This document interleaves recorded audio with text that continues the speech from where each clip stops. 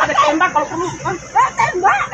Viral seorang wanita diancam akan ditembak oleh pekerja proyek di Lombok Tengah, gegara tolak lahannya digusur.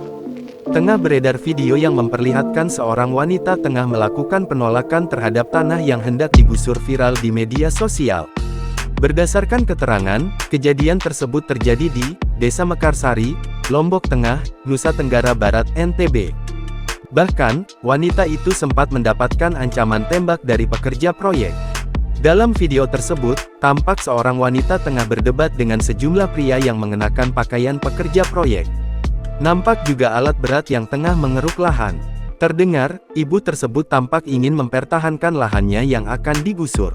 Namun, tiba-tiba datang seorang pria yang mengenakan helm proyek warna putih sambil memberikan ancaman akan menembak. Ada tembak kalau perlu. Tembak.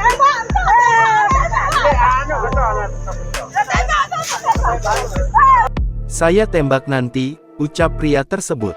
Tak diam, wanita tersebut tetap memberikan perlawanan. Tampak juga pria mengenang kaos yang bertuliskan, Reskrim Polres Loteng, berada di lokasi.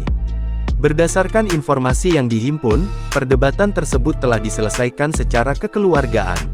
Download Tribun X sekarang, menghadirkan lokal menjadi Indonesia.